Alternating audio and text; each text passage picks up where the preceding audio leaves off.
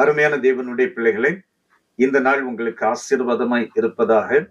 இந்த நாள் முழுவதும் கர்த்தர் உங்களை அற்புதமாய் நடத்த உங்களுக்காக நாங்கள் தொடர்ந்து ஜெபிக்கிறோம். ஒரு அருமையான வேத வசனத்தை நான் வாசிக்கிறேன். 34ஆம் சங்கீதம் 6வது வசனம். இந்த ஏழை கூப்பிட்டான், கர்த்தர் கேட்டு அவனை அவன் இடுக்கண்களுக்கெல்லாம் நீங்களாக்கி ரட்சித்தார். இந்த உலகத்துல மனுஷனா பறந்துட்டா ஏதோ ஒரு இக்கட்டான சூழ்நிலை கடந்து வரும். அது எவ்வளோ பெரிய மனிதனாலும் சரி, சாதாரண நிலைமையில் இருக்கிற மனிதனானாலும் சரி, அந்த இக்கட்டான பாதையை கடந்து போக வேண்டும். அது ஒருவேளை வியாதியா இருக்கலாம், அல்லது பொருளாதார கஷ்டமா இருக்கலாம், உறவுகளாலோ மற்றவர்களாலும் அந்த நெருக்கமா இருக்கலாம், அல்லது தொழிலிலே போராட்டம், வேலையிலே போராட்டம், படிப்பிலே போராட்டமா இருக்கலாம். எல்லோ ஒரு இக்கட்டிலே அவர்கள் கடந்து போக வேண்டும். ஆனால் ஆண்டவருடைய பிள்ளைங்களுக்கு ஒரு நம்பிக்கை இருக்கிறது.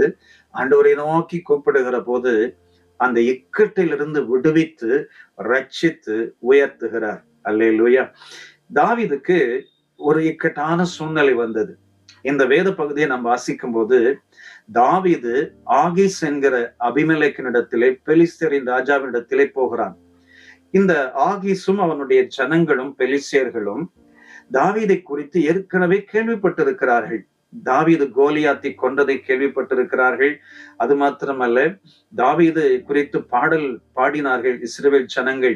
தாவீது கொன்றது 10,000, சவுல் கொண்டது 1000 என்று சொல்லி முறையாக பாடி அவர்கள் மகிமைப்படுத்தினதை அந்த ஆகீஸ் கேள்விப்பட்டிருக்கலாம்.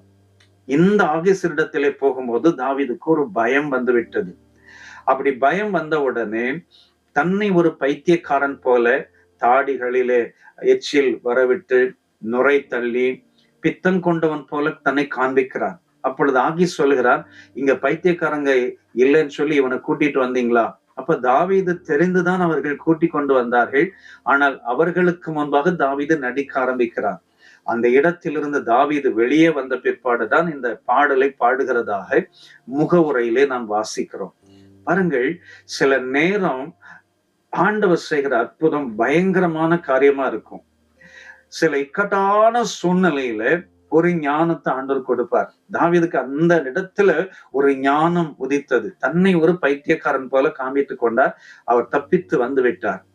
அதே போல அருமையான சகோதர சகோதரி, உங்களுடைய இக்கட்டான சூழ்நிலையிலே தேவன் உங்கள் ஜெபத்தை கேட்டு சரியான ஒரு ஞானத்தை கொடுப்பார். அதிலிருந்து பேசுகிறதற்கு ஒரு ஞானத்தை கொடுப்பார், செயல்படுகிறதற்கு ஒரு ஞானத்தை கொடுப்பார்.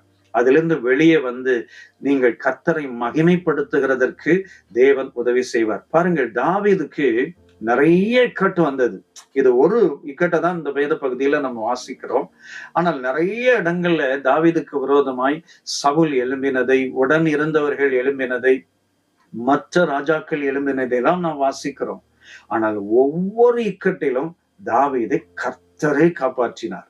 அதே போல இந்த காலை நேரத்துல எனக்கு இக்கட்டான சூழ்நிலையில நான் இருக்கிறேன் பிரதர்.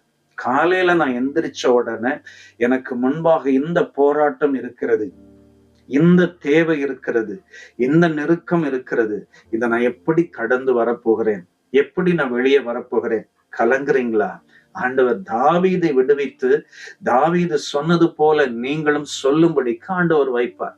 என்னை இக்கட்டுகளிலிருந்து விடுதலையாக்கி ரட்சித்தார் என்று சொல்லி தாவீது சொன்னது போல நீங்களும் இந்த நாளிலே சொல்லுவீர்கள்.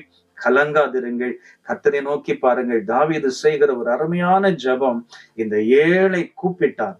அருமையான சகோதர சகோதரி, நீங்க இருக்கிற இடத்துல முழங்கால் படியிட்டு, ஆண்டவரே இந்த சூழ்நிலையிலிருந்து என்னை விடுவியும், இந்த அவமானத்திலிருந்து என்னை விடுவியும், இந்த வியாதியிலிருந்து என்னை விடுவியும், இந்த போராட்டத்திலிருந்து விடுவியும். ஜெபிப்பீர்களா? நிச்சயமாய் சொல்கிறேன், கர்த்தர் உங்கள் ஜெபத்தை கேட்டு பெரிய அற்புதம் செய்து உங்களை அற்புதமாய் நடத்துவார், உங்களை சாட்சியாய் நிறுத்துவார். தாவீது அந்த இக்கட்டான சூழ்நிலைகளிலெல்லாம் தாண்டி சமஸ்த இஸ்ரவேலின் ராஜாவாக தேவன் வைத்தார்.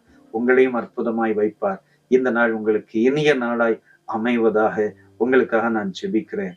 அன்பு நிறைந்த பிதாவே, தாவீது நெருக்கப்படுகிற போது உம்மை நோக்கி கெஞ்சின வேளையிலே அவருடைய இக்கட்டிலிருந்து தூக்கி ரட்சித்த தேவனே, இதை பார்க்கிற நம்முடைய பிள்ளைகளின் வாழ்க்கையில் இருக்கிற இக்கட்டுகளிலிருந்து, வியாதிகளிலிருந்து, போராட்டங்களிலிருந்து தூக்கி எடுத்து நிலைநிறுத்தி ரட்சித்து ஆசீர்வதிப்பீராக.